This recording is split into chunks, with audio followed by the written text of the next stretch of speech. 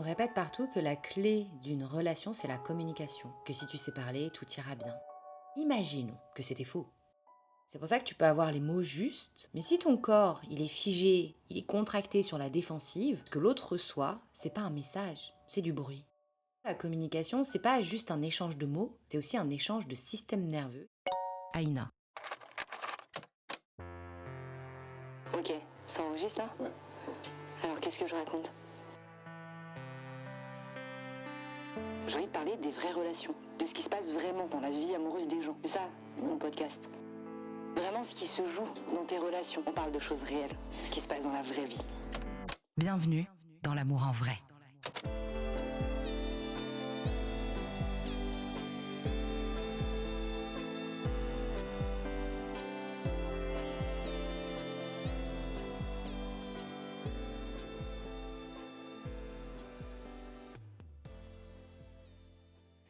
Tu sais, on nous répète partout que la clé d'une relation, c'est la communication.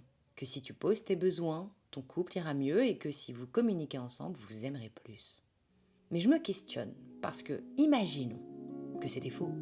Ou du moins si c'était incomplet. Si communiquer ne suffisait pas. Parce qu'en vrai, on sait souvent ce qu'on a envie de dire. Et probablement que tu as lu des livres sur le sujet, tu as peut-être fait des ateliers sur la communication non violente, tu as appris à dire je pour éviter d'accuser l'autre. Mais le truc, c'est qu'on n'arrive pas à le faire, à le vivre. Surtout si tu es dans une relation qui compte vraiment pour toi. Parce que tu as peur d'être jugé, d'être bizarre.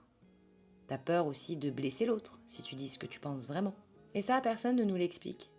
Et je me souviens encore d'une femme que j'ai accompagnée au cabinet et qui m'a dit « Ouais, Ina, je comprends pas parce que je suis claire, je suis posée, je dis ce que je ressens, mais il se ferme, il se braque. Et ça m'énerve en fait, d'être seule à faire tous ces efforts. Parce que c'est vrai, ma patiente, elle avait tout bien fait. Elle connaissait les méthodes, les outils, toutes les étapes qu'elle mettait en place une par une. Sauf qu'à chaque échange avec son partenaire, elle était toujours face à un mur. Elle pensait qu'il était juste de mauvaise foi. Et au fur et à mesure qu'elle s'exprimait pendant cette consultation, il y a quelque chose qui a bougé en elle, un peu comme un déclic. Pas parce qu'elle avait trouvé, mais parce qu'en fait elle a compris que le problème, c'était pas comment elle parlait, mais d'où est-ce qu'elle parlait, et ça change tout. Parce que tu vois, la communication, c'est pas juste un échange de mots, c'est aussi un échange de système nerveux qui est influencé par toutes les énergies de tes émotions. C'est pour ça que tu peux avoir les mots justes, mais si ton corps, il est figé, il est contracté sur la défensive, eh bien ce que l'autre reçoit, c'est pas un message, c'est du bruit, une alerte. Et parfois on pense qu'on sait communiquer, mais en réalité le problème c'est qu'on essaye de gérer le lien, la connexion de la relation avec des outils. Alors qu'en fait, tout ton corps, tout ton cœur, il est en mode alerte rouge. Et le truc, c'est que quand tu parles depuis la peur, même un besoin, ça devient une attaque. Le simple fait de dire j'ai besoin de toi, ça peut sonner comme un reproche. Parce que quand tu parles depuis l'activation d'un système nerveux qui est en tension, parfois il y a la colère qui surgit. Pas parce que tu as envie de faire du mal à l'autre, mais parce qu'il y a quelque chose en toi qui crie « protège-moi ». Tu protèges ton intégrité parce que tu es en mode survie émotionnelle. C'est pas négatif, c'est pas une erreur, c'est juste un signal qui t'invite à te stopper pour ralentir et pour reconnaître que ton corps, il ne se sent pas en sécurité. Parce que la réalité, c'est que ce n'est pas la communication qui crée de la connexion dans ton couple, c'est la sécurité.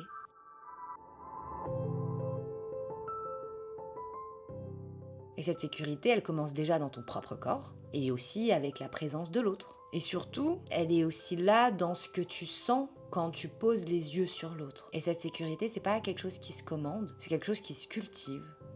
Elle a besoin de temps, elle a besoin d'être nourrie au travers de la stabilité.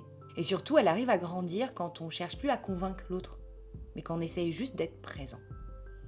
Et si je te dis tout ça, c'est pas par hasard, c'est parce que moi aussi, j'ai été cette personne qui croyait bien parler, qui croyait que si on disait tout, alors les choses allaient s'arranger. Et surtout, j'avais pas envie de reproduire, tu sais, cet environnement des non-dits, je sais pas si t'as connu ça, mais moi, ça m'a beaucoup blessée plus jeune dans ma famille. Alors, dans mes relations, je mettais tout sur la table. J'étalais les grands discours parce que j'avais envie d'être entendue. Je disais tout, je parlais fort, sauf qu'à l'intérieur de moi, mon cœur, mon corps, tout était tendu. À chaque phrase, je voyais l'autre tourner le regard, se fermer, s'éloigner. Limite, c'était comme s'il me claquait une porte silencieuse au visage. Et c'est après que j'ai compris qu'en fait, c'était pas mes mots qui étaient trop ou pas assez, c'était mon système nerveux qui criait au secours. Je parlais, mais j'étais pas vraiment là. J'étais dans la peur d'être abandonnée. J'étais dans la colère de me sentir incomprise. J'étais dans cette lutte pour exister à ses yeux. Et c'est ça que l'autre entendait, parce que c'est ce que portaient mes mots.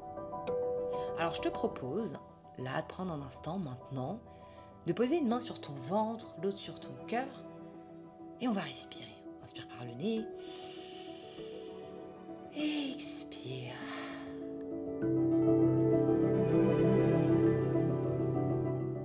Et là, je vais t'inviter à penser à une conversation récente que tu as eue où tu t'es sentie incomprise, ou incompris, ou pas accueilli, pas écouté.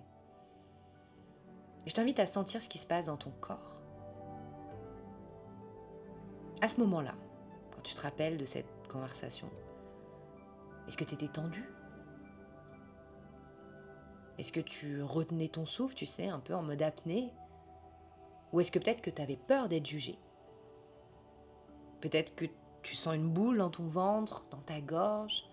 Tu avais peut-être envie de crier, d'hurler, mais tu te retenais. Ou alors peut-être que tu avais envie de fuir ou de disparaître.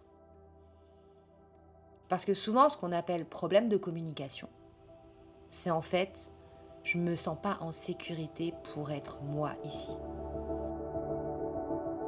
Donc cette semaine, au lieu de chercher les bons mots, les bonnes formulations, je t'invite à regarder ça. Est-ce que je me sens en sécurité ici pour parler avec sincérité ? Pas est-ce que j'ai raison, pas est-ce que je m'exprime bien, mais juste, est-ce que mon corps peut s'ouvrir sans se défendre ? Et si la réponse est non, t'as le droit de le dire. Tu peux dire à l'autre, ok, j'ai des choses à te dire, mais je me sens pas dans le bon environnement pour les exprimer. Et parfois, juste ça, c'est déjà communiquer.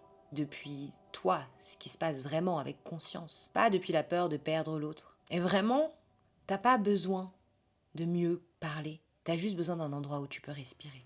Et cet espace, il n'est pas magique. C'est quelque chose qui se construit à deux, avec de l'écoute, avec de la compassion, de l'engagement et surtout avec beaucoup de patience.